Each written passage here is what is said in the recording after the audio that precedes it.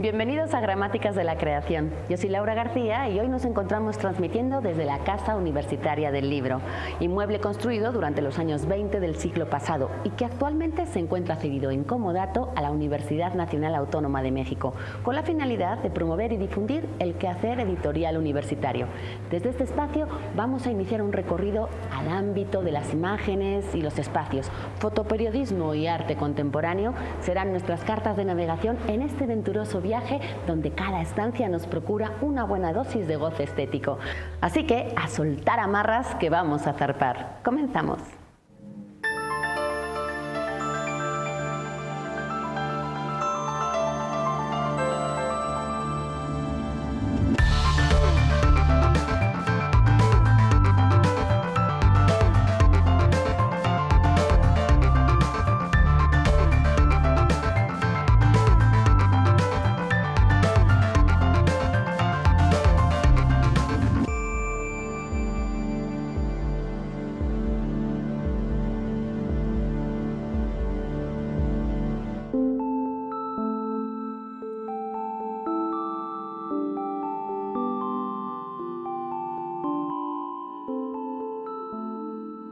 Para el experimentado fotógrafo mexicano Ulises Castellanos, registrar con su lente la destrucción de la Ciudad de México durante el terremoto de 1985 supuso enfrentarse a la disyuntiva entre hacer fotografía o hacer fotoperiodismo. Finalmente se inclinó por la segunda opción sin titubeo alguno. Y es en esta categoría documental donde este cazador de imágenes y momentos ha desempeñado una destacada labor que lo mismo lo ha llevado a coberturas de zonas de conflicto que a capturar momentos álgidos en un mundial de fútbol o los hechos sociales que forman parte de la historia colectiva. Vayamos pues a esta cátedra de fotoperiodismo. El fotoperiodista Ulises Castellanos nació en el convulso México de 1968. Cuenta que fue un milagro que aquella tarde del 2 de octubre de ese año, sus padres, con él en brazos, decidieran retirarse del lugar antes de que terminara el famoso mitin que acabó en la masacre de Tlatelolco. Licenciado en Ciencias de la Comunicación por la UNAM, su vocación fotográfica se consolidó a los 17 años, cuando con cámara en mano decidió documentar por 3 días el terremoto de 1985 en la Ciudad de México. Estudió fotografía en Casa de las Imágenes y la Escuela Activa de Fotografía en México y en el Centro de Perfeccionamiento de Periodistas en Francia. Ha trabajado en los diarios Excelsior, Milenio, El Universal y El Centro, y en las revistas Proceso, Paris Match y El País Semanal. Cubrió el levantamiento del EZLN en Chiapas en 1994 y la crisis de los balseros en la base militar de Guantánamo, Cuba en 1995. En 1998 realizó imágenes del Mundial de Fútbol en Francia y de la visita del Papa Juan Pablo II a Cuba. Jurado del Premio Nacional de Periodismo en 2003 y del primer concurso internacional de fotografía de National Geographic Luces de América en 2004. Ulises Castellanos es también autor de los libros Manual de Fotoperiodismo, En la Mira, Ciudad Prohibida y la edición fotográfica informativa. Ya en el 85 yo estudiaba fotografía, estaba en la preparatoria y fue entonces cuando aquella mañana del 19 de septiembre, hace poco más de 31 años, pues decidí salir con la cámara y hacer fotografías, caminar, descubrir la destrucción y enfilé por la Roma, hacia el centro, todo lo que fui descubriendo y 3 días después regresé a casa. Y sin duda ahí fue cuando hice la amalgama entre hacer fotografía y hacer fotoperiodismo. Decidí que iba a fotografiar lo que dolía, lo que nos cambiaba, lo que destruía absolutamente nuestro entorno. Y a partir de ahí, digamos que me enfoqué a estudiar y trabajar en ese terreno.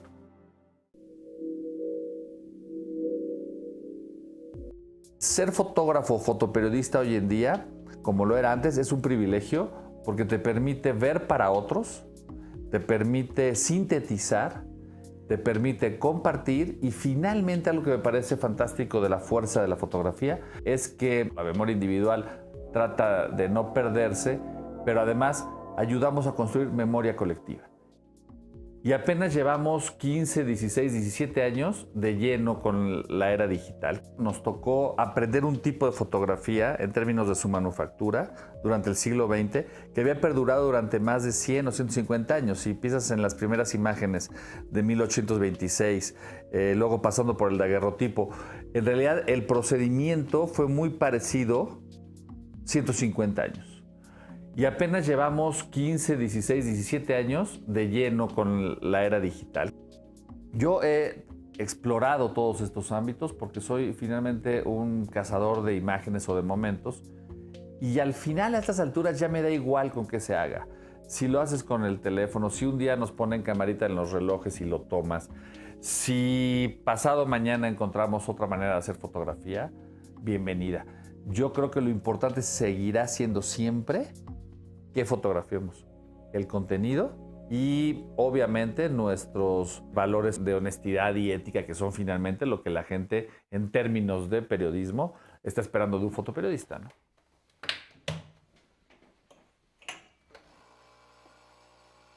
Estamos aquí en mi casa, en uno de los rincones que más me gustan de este lugar, donde tengo una colección de libros que he venido haciendo durante los últimos 25 o 30 años.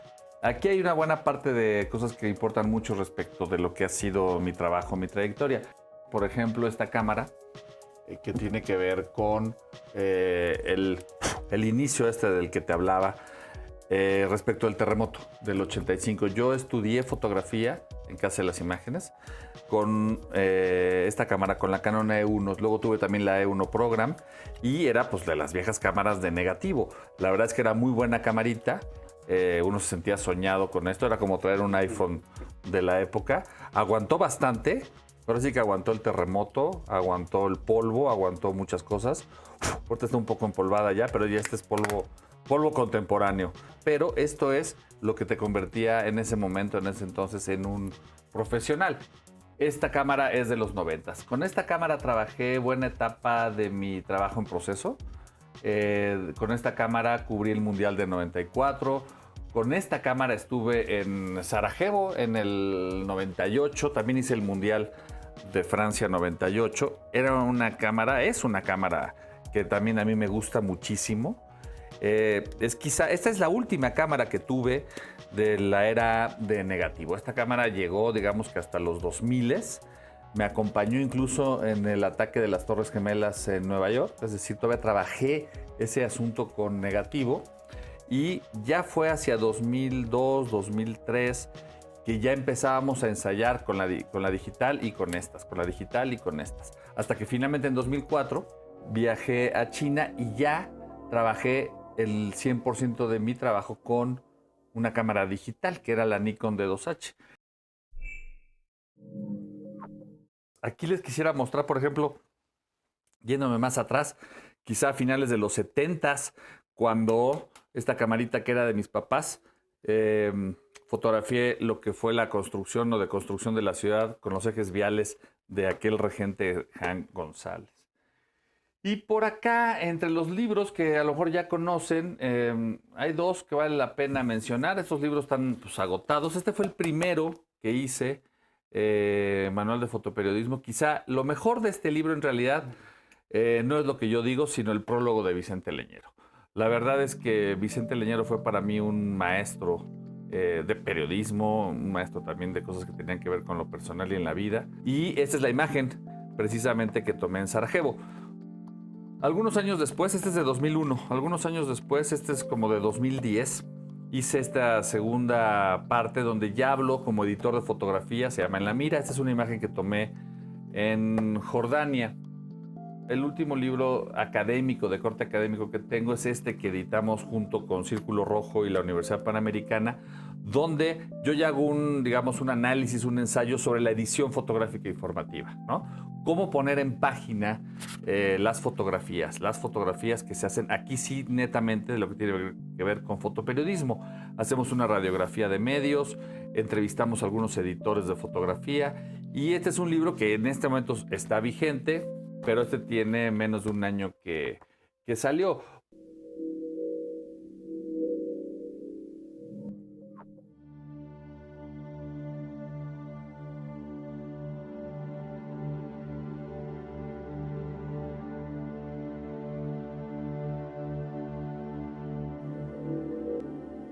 muchos de los momentos más rudos que yo he pasado en lo profesional, sin duda, se va a oír extraño, pero sin duda, las mejores fotografías que he hecho las he hecho solo.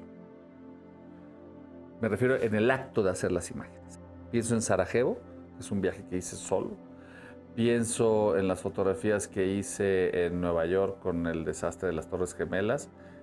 Lo hice solo. Quizá una de las fotografías más importantes que hice en Chiapas 94 fue también estando solo en la selva, con los zapatistas. Incluso el terremoto, aunque había mucha gente, en los momentos en los que te escabullías de las personas o de los rescatistas y después de levantar piedras, a lo mejor algunas de esas fotografías también las hice por lo menos muy solo en lo que se refiere a la concentración.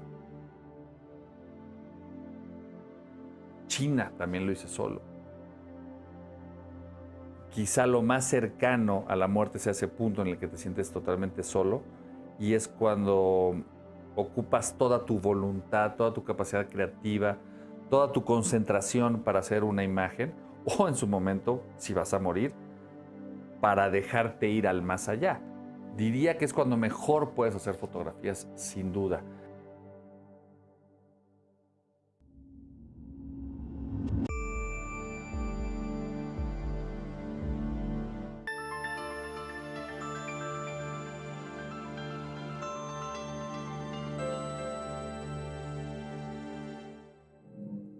Uno de los rasgos distintivos del arte contemporáneo ha sido el aprovechamiento de espacios públicos o lugares arquitectónicos para la instalación de obras que han dotado de una nueva dimensión y significado a los lugares que las alojan.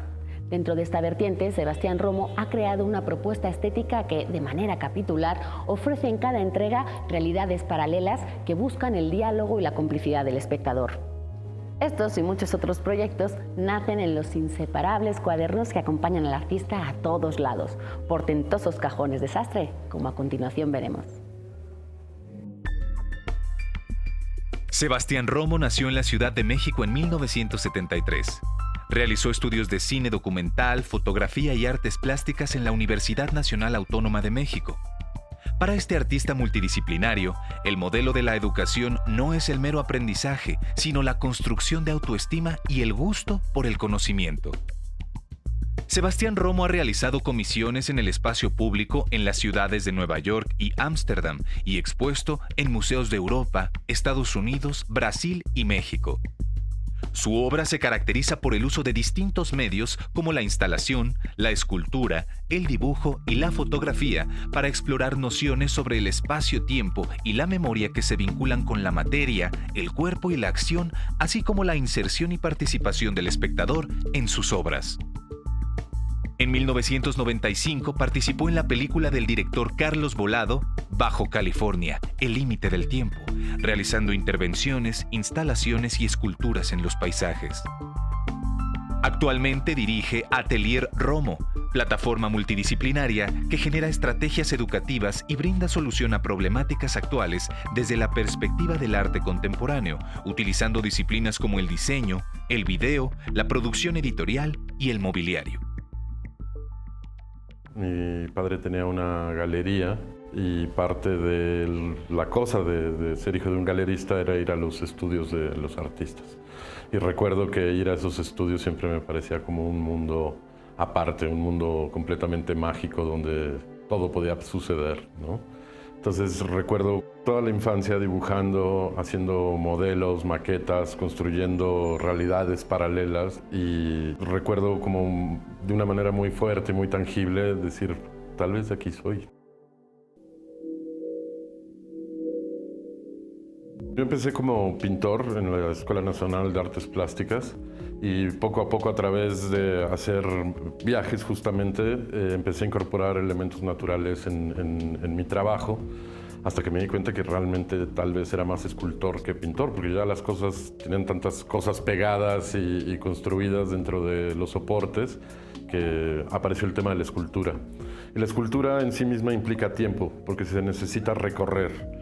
Entonces en el recorrido el formato se vuelve muy importante. Y poco a poco fueron apareciendo estas obsesiones con la inmaterialidad, que me parecía que era un tema como muy bonito para tratarse desde lo escultórico, que suele ser como tan sólido y tan como contundente o tan físico. Entonces, cómo empezar a explorar los temas intangibles a final de cuentas, ¿no? La luz, el tiempo, el espacio, que son como ideas como muy, la idea del límite, por ejemplo, que son como muy inacibles, y entonces por lo mismo se volvían como sumamente ricas para ser exploradas desde lo escultórico.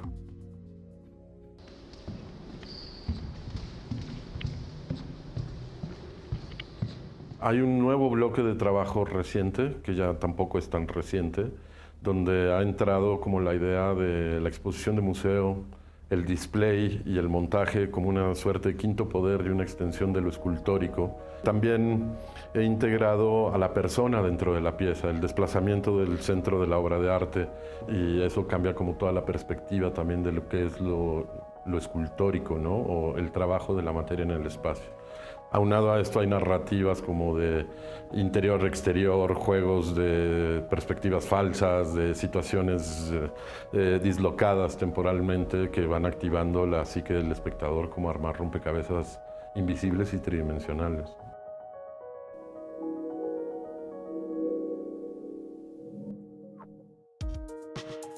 Tótem es la cuarta exposición de un proyecto de una pentalogía de exposiciones que se llama Los Rincones de la Mente.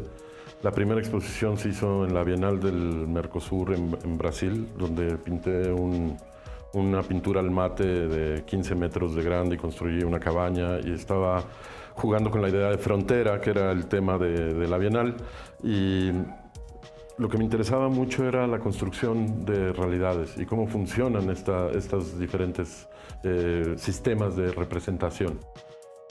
Después está la Tropicalia Negra, que se hizo en el Museo del Eco, que retoma las mismas estrategias, más encriptada y donde también tomo prestados elementos de colecciones de diferentes museos de la ciudad para incorporarlos como parte de la pieza. Y hay otra que se llama La obra maestra desconocida, basada en el libro del mismo nombre de Honoré de Balzac. Viene Tótem, que es la cuarta. Es como la conclusión de un montón de estrategias y de revisiones de sistemas de producción, donde logro finalmente entremezclarlos, donde apelo a todos los sentidos. Muchas veces juego con chocolates, por ejemplo, para que tengan un olor, la gente se los roba, se los come. Siempre hay imagen en movimiento, que es un tema que me interesa mucho, el cine, la construcción de estos escenarios que no queda claro si son esculturas o sets, ¿no? Y juegos con diferentes dispositivos ópticos o lumínicos. Actualmente estoy en la gestión de un espacio para poder realizar la quinta exposición, donde los 4 proyectos anteriores se conforman en uno solo, que se va a llamar Los Rincones de la Mente. Solo les adelanto que el avión ya se estrelló.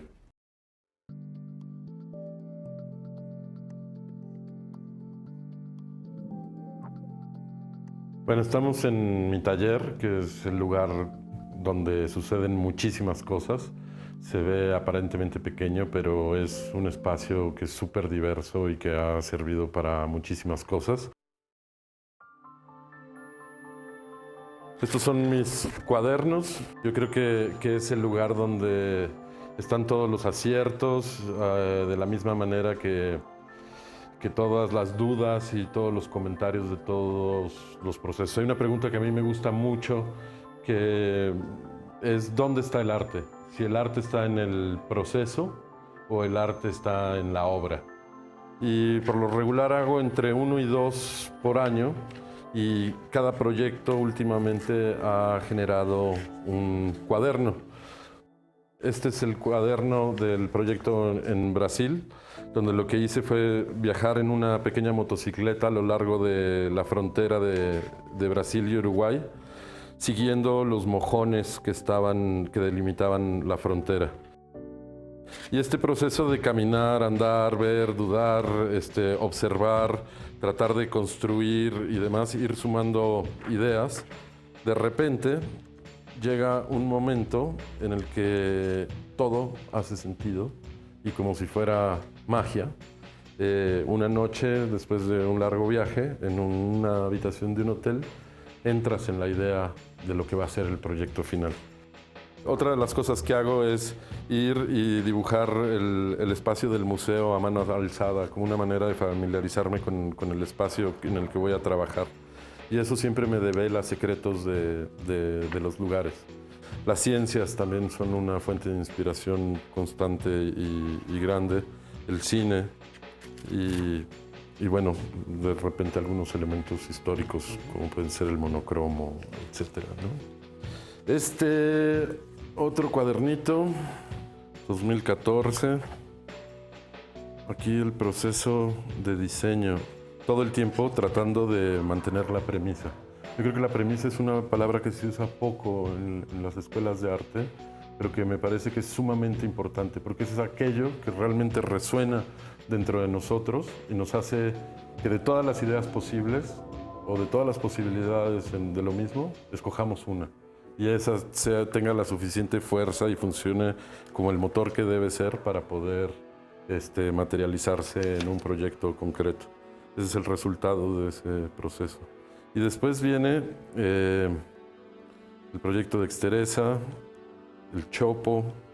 Este es un bonito proceso porque yo quería hacer un proyecto más horizontal porque me interesaba mucho el tema del paisaje y el paisaje es muy horizontal.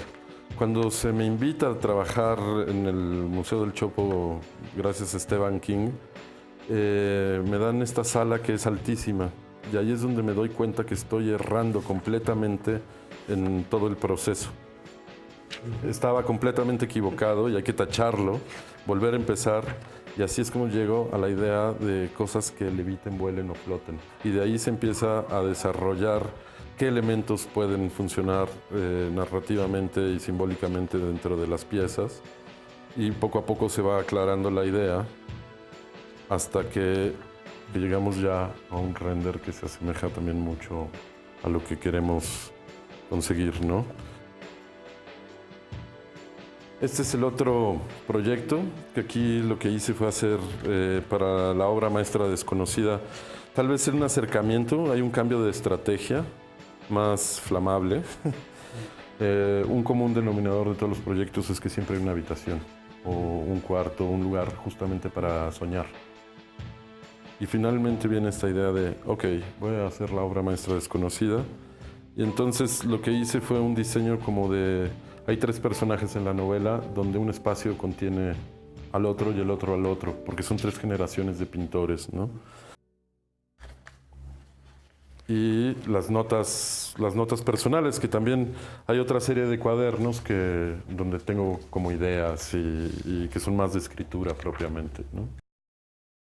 Cuaderno tras cuaderno hay ideas que se van sumando unas a las otras y que en este momento, por ejemplo, esta me parece sumamente interesante porque ya volvió a aparecer en un cuadro que estoy haciendo, a pesar de que este cuaderno ya tiene casi 5 años y de repente las ideas resurgen, ¿no? Y esa es la importancia también de los cuadernos. Yo paso mucho tiempo solo y la soledad es una parte como muy importante del trabajo. El ritmo que cada técnica o que cada material te demanda, yo tardo en entrar como en este estado, que sí, no lo voy a negar, sí hay una especie de estado de conciencia alterada, donde el tiempo desaparece, te olvidas absolutamente de todo y quedas absorto en lo que estás haciendo, ¿no? A pesar de varias situaciones del mundo del arte en este país, sigo creyendo que es una de las mejores profesiones que existen en el mundo.